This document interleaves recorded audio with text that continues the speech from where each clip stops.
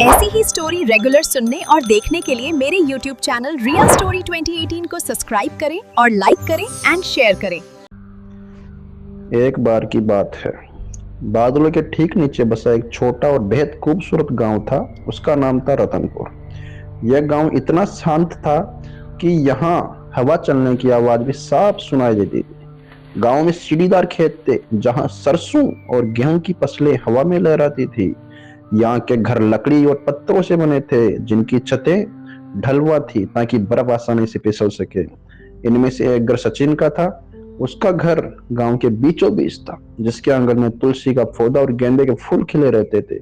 उसका कमरा किताबों और नक्शों से भरा रहता था। दूसरी तरफ गांव के आखिरी छोर पर, जहां से घना जंगल शुरू होता था, वहां अंकित नाम का पुश्तैनी घर था। उसका घर पुरानी मजबूत लकड़ी का बना हुआ था। दीवारों पर रस्सियां और पहाड़ी औजार टके रहते थे। एक दिन सुबह सचिन और अंकित ने अपने घरों को छोड़कर सुंदरवन के घने जंगल को पार कर नील सीकर पहाड़ की चोटी पर जाने का फैसला किया। उन्होंने अपने बैग में रस्सियां और जरूरी सामान भरा और गांव की पगडंडी से जंगल में कदम रखा। वे भी जंगल के बीचों बीच पहुंचे ही थे कि अचानक पक्षियों ने चहचहाना बंद कर दिया। एक अजीब सी खामोशी छा गई। अंकित रुक गया। सचिन, खामोश हो जा, हवा में कुछ गंध। तभी पास की झाड़ियों में जबरदस्त हलचल हुई और एक विशाल काला भालू गुर्राते हुए बाहर निकला।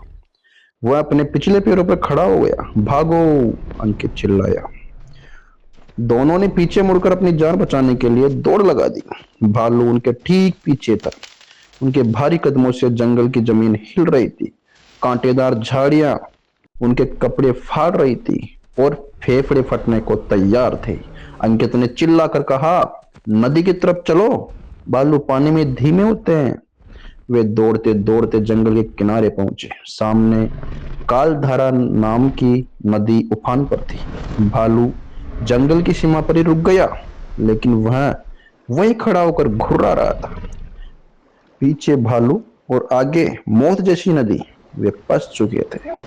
तभी सचिन की नजर किनारे पर पड़ी। झाड़ियों में छिपी एक टूटी फूटी लकड़ी की नाव पर पड़ी। अंकित, वो नाव वही हमारा सहारा है, सचिन ने इशारा किया। बिना समय गंवाए उन्होंने उस पुरानी नाव को पानी में धकेला और उस पर कूद गए। पानी का बहाव बहुत तेज था। नाव सूखी पत्ती की तरह हिचकोले खा रही थी।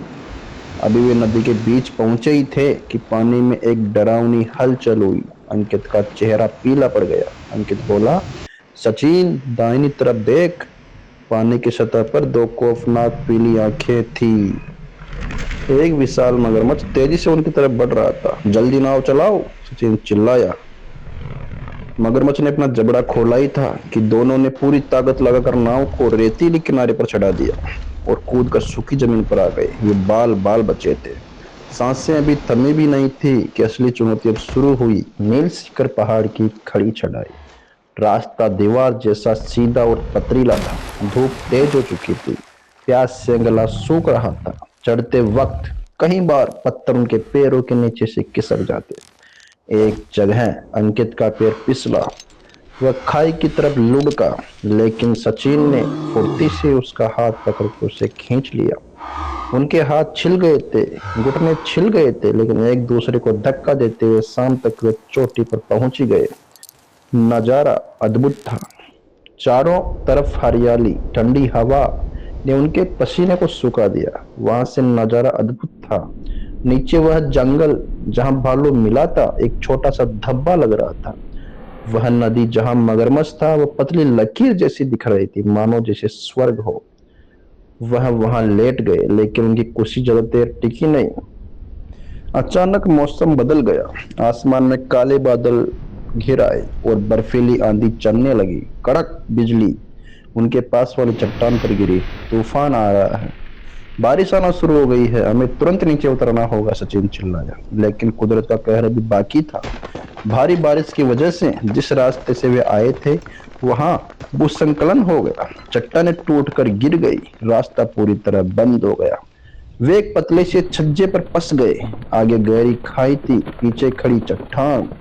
और ऊपर से बरसती मौत। अंधेरे में सचिन ने देखा कि खाई के दूसरी तरफ करीब 6 फीट दूर एक छोटी सी गुफा है। अंकित बोला, हमें उस गुफा में कूदना होगा।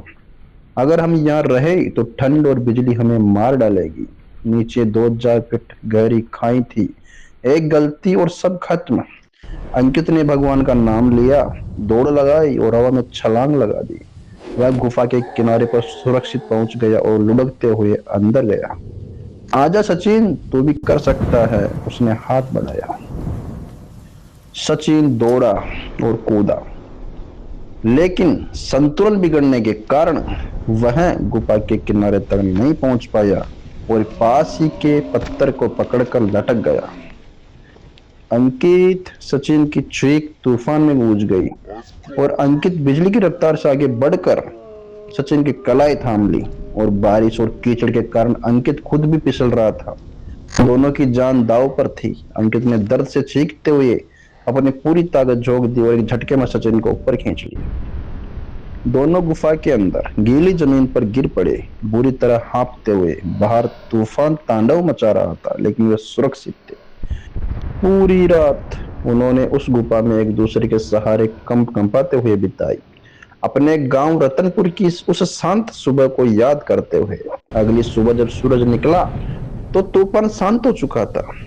उन्होंने देखा कि भूसंकलन ने दूसरी तरफ एक नया आसान रास्ता बना दिया है। वे उस रास्ते से नीचे उतरे। जब वे वापस अपने गांव रतनपुर पहुंचे तो उनके कपड़े फटे हुए थे, चेहरे पर मिट्टी थी, लेकिन वे जिंदा थे।